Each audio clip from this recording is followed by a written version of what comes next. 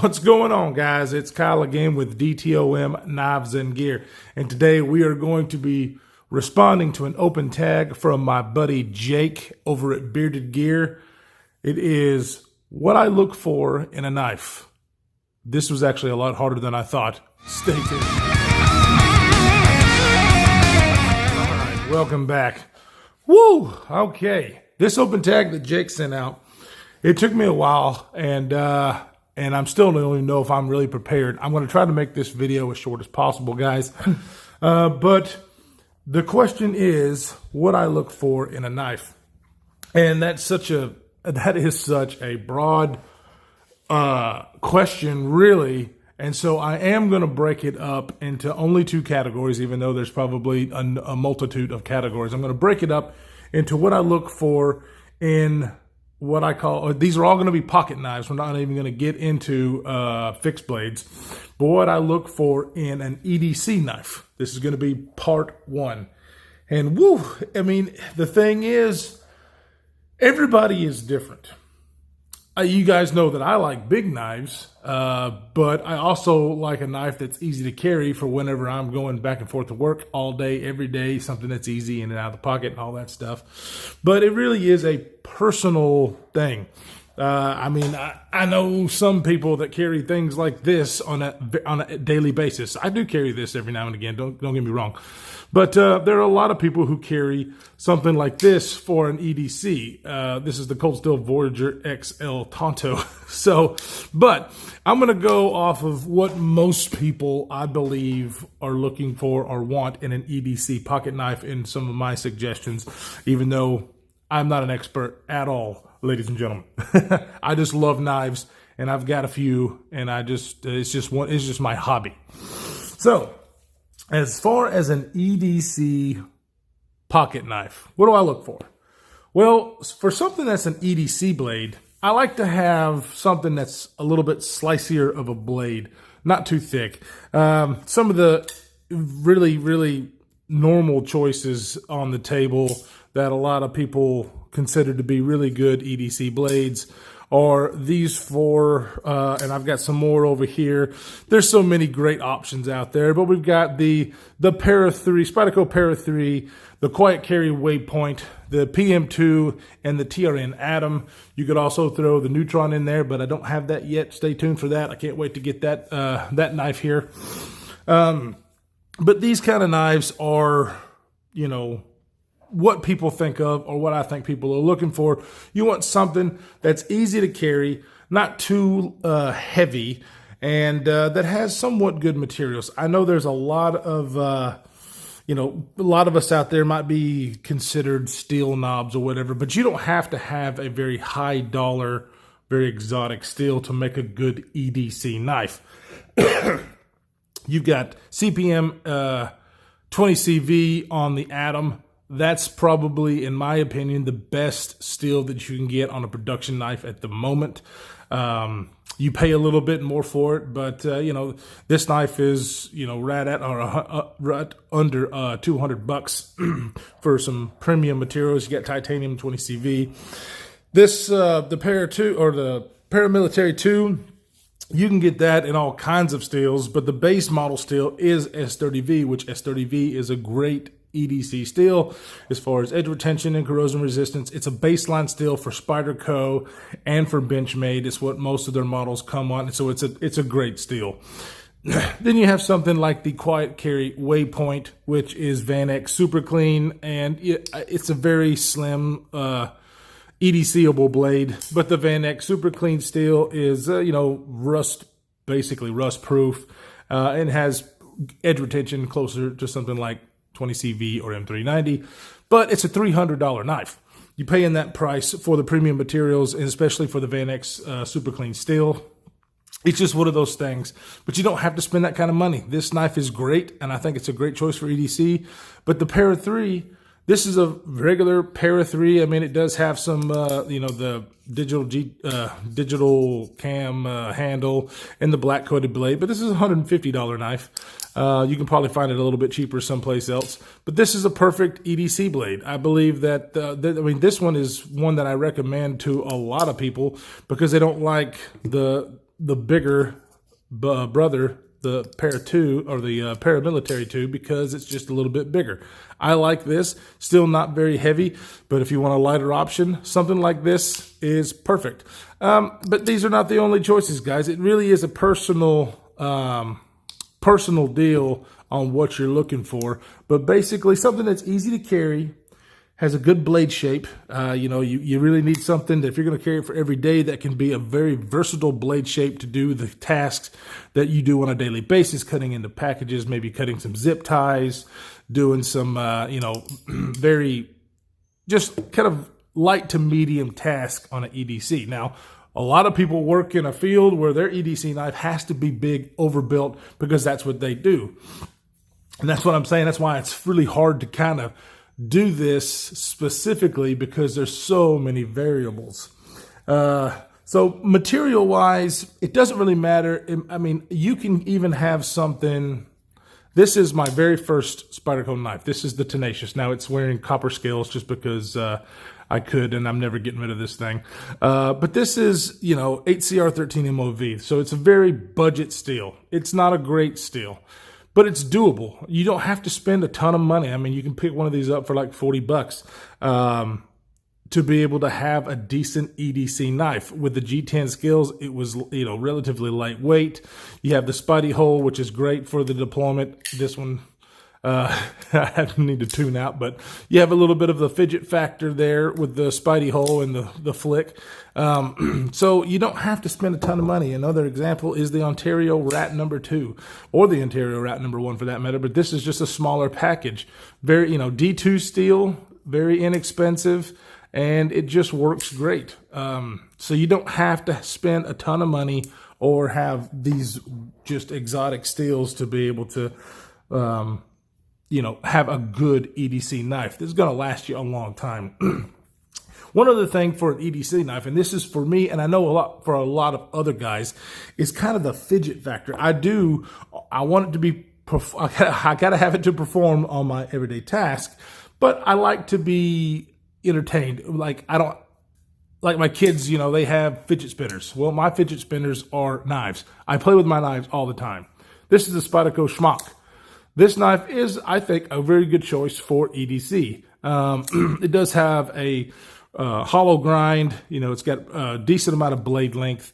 It's relatively lightweight, well put together. It has such a fidget factor. I can open this thing up in so many different ways that it makes it fun for me to carry, and that's important to me. It might not be important for everybody, but something that I look for in an EDC knife is something that at least scratches the itch for my fidget factor. Now, something that I do like, this right here, this Civivi Rustic Gent.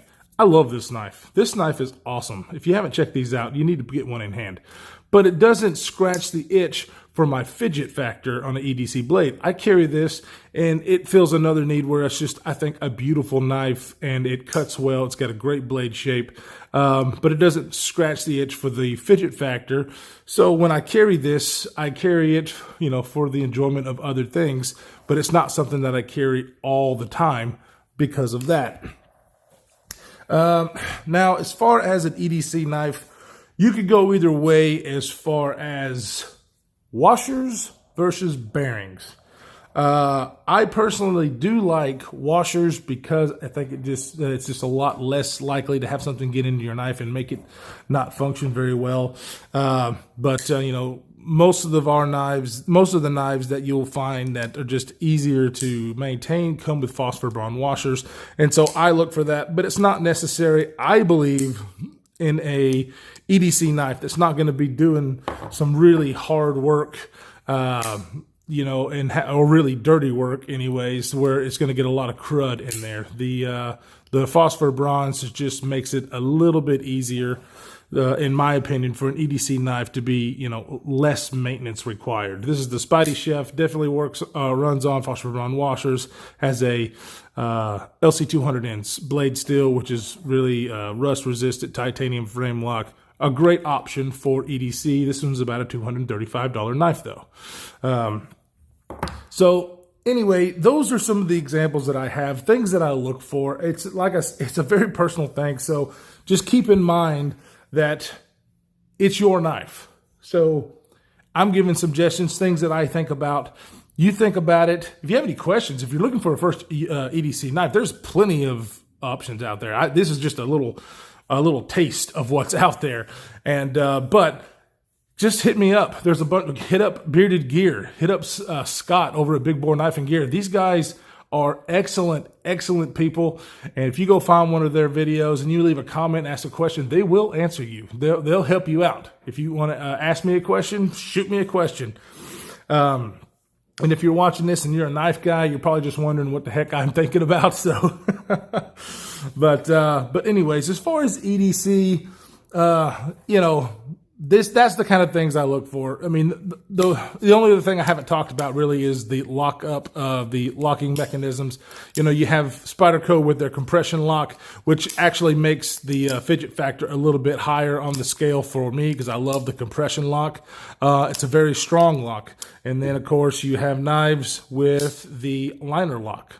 And very strong lock, still kind of fidgety for me depending on the knife, as far as the hydraulic action. This one is a liner lock. Then, of course, you have the back lock with the Civivi Rustic Gent that I showed.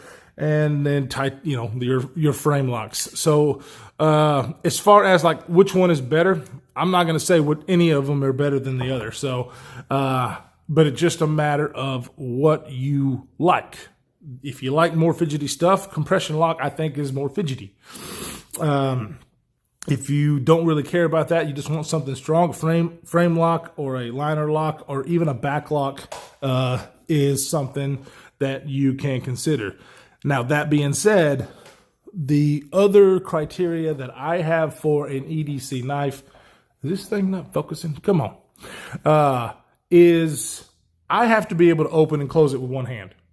That's my personal preference for an EDC knife, because if I am working on something and I've got to hold something down and then get the knife out of my pocket, I got to be able to open it, do what I got.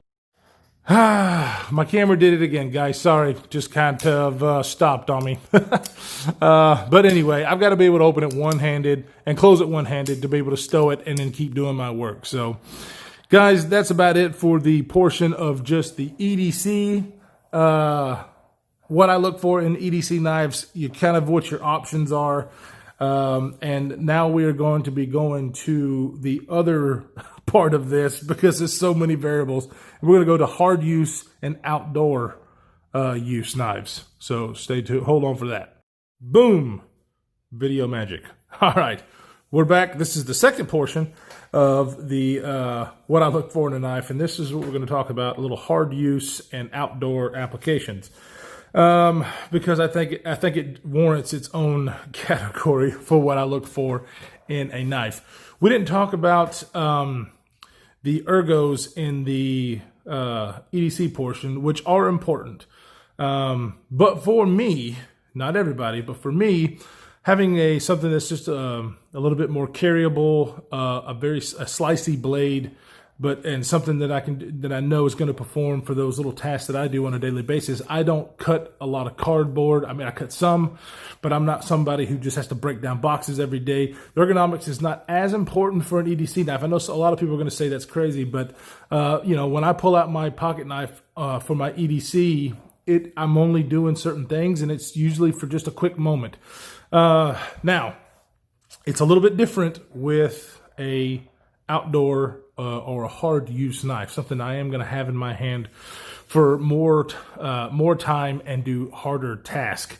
Now, it kind of goes the same as far as materials and whatnot, but with an outdoor harder use knife, I want a bigger blade. I want a thicker blade and something that's really well built. These are some of the examples that I have. Something that I use a lot is the Spyderco Shaman. This makes a great EDC as well, but it is such a well-built, very comfortable knife that I can use a lot longer than some of the other EDC options that I've had. This is an S30V. They do have a lot of other runs out there with tougher blade steel, but the S30V is still fine for doing some of those tasks. One of the newest members on the channel is the Spyderco Tough. This one, I believe, is excellent for that particular class what I look for in a knife as far as outdoor. Has a CPM 3V steel, which is a tough steel. And so I really want a tough steel for those outdoor applications. The ergonomics on this thing is also very, very I mean, it's surprisingly so comfortable and has a couple of hand positions that that I can do a multitude of work with. So very good option there. Another one that I have that I use for a lot of outdoor and hard use tasks is the Spyderco Manix 2 XL. This one's just a little bit bigger. I do have bigger hands. It's got a longer blade length than its little brother over here, the Manix 2, which is also a great option for a hard use knife. It does have jimping everywhere, so it's one of those that will be good for gloved hands. The jimping, a lot of people don't like the jimping everywhere on it. I know Bearded Gear Jake is not a fan of knives that have jimping all over the place, and I agree with him. But this one doesn't bother me. I do use this knife quite often, and I rarely wear gloves unless I am out camping. I'm doing really hard stuff, and it doesn't seem to bother me that much. But we talked about washers versus bearings. On an outdoor knife or a hard use knife, I definitely would prefer washers. Phosphor bond washers are just going to be better than bearings for a hard use knife. It's just one of those things that, I'm going to be doing a lot of stuff with this. It's going to be dirty. It's going to be gunky, and it will be a lot less problematic for a hard use knife to have phosphor bond washers. Now I'm going to bring this one back in here. I actually think that the PM2, as far as its size, is still qualified as an EDC and a hard use knife. Some people might disagree with me about that, but I really, this is just one of my favorite models of all time because I think it is so versatile and it can do a lot. This one is in K390 steel, I really I would rather have something like this or 20 CV for a hard use knife as far as the steel. But like I said, not absolutely necessary, especially if you're on a budget. You can pick up a Manix 2 and it's like $150 with S30V blade steel and be perfectly fine. Is it not going to be as tough as something like CPM 3V? But you don't have to have that. I am not one, I go to the trail, I go camping, but it's not as much as somebody like Jake. Jake's always on the trail. I like overbuilt knives, but it's not something that I do all the time. So I am definitely not an expert when it comes to stuff like this. I just enjoy knives, and it just makes me happy to have these and to use them when I need them. I busted out the Cold Steel Voyager XL. I mean, this has got the triad lock. You've got these plasticky handles, which I'm not a huge fan of, but they are strong. And then, of course, you've got a big old chunk of AUS 10 blade here. You can do a lot of work with this blade just because the handle is so long. You chop with this thing. You can get up on it and do some stuff. So something like this for, an outdoor knife might not be, it will work. It's not as practical. I think this knife is just cool looking. It's got a lot of blade length on it, so you can do a bunch of stuff with it. But as far as the Tonto blade, Tonto is mainly for like self-defense, which I'm not a knife self-defense guy. I just think this knife is cool. But Cold Steel has a lot of options for big, beefy outdoor knives. I would love to have the 8010, which will probably make its way into my collection eventually, or even the Formax. That thing is in CPM 20 CV steel, big beefy blade. Probably, as far as an outdoor knife, probably one of the best because it's basically indestructible. And I really would like to have one of those guys. But anyways, as far as what I look for in a knife, on a outdoor hard use, ergonomics is key. for me because you're going to be using it a lot more. The Manix is just known for its ergonomics. I absolutely love these. I have 3 of these. And, well, I have the XL, the regular, and then the lightweight. All of them, I think, are going to be great for this application. Of course, the Spyderco Tough, as the name implies, it's a tough blade. I think that one's a great option. The Spyderco Shaman is still one of my all-time favorites as well. So there's so many more options out there, guys. I don't have a whole lot of them. But what I look for are those things. I want phosphor bond washers. I want a comfortable handle. I want a decent-sized blade length. I don't want no, a dinky little 3-inch blade. I want something more, a little bit larger. And ultimately would like to have a tougher steel with that blade, like the 3V 20C, 20CV, something like that. That is more premium to be able to do those hard tasks, but it is not necessary. Something like S30V and this blade right here will do you just fine. You don't have to spend a ton of money. But guys, this is really about it as far as what I look for in knives. The philosophy of use, this is just such a hard thing to kind of get nailed down. But I would like to know, what is it that you look for in a knife? Is it kind of the same as me, or is it something different? This is an open tag from Bearded Gear. Anybody who's watching this that has a YouTube channel, go for it. What do you look for in a knife? Everybody is different. It's very interesting to hear people's opinions on that, and that's just it. It's opinion. It's a personal thing. So I don't want to hear anybody, be like, oh, that's stupid. You shouldn't have that for an outdoor knife. Oh, that's stupid. That thing is so big. You can't use that for EDC. That's not what this is about. Everybody is different, and I like to see and hear everybody's opinions on the matter because it's just interesting. So anyways, guys, I really appreciate you stopping by and listening to my opinions on what I look for in a knife, in a pocket knife, more specifically. Jake, I really appreciate you throwing this out here. This is a little bit harder for me. I still have really a lot to say, but I didn't want to make this video way too long. And but anyway, guys, if you haven't checked him out, go check out Bearded Gear on YouTube and Instagram. He is such a great guy. And we will see you in the next one.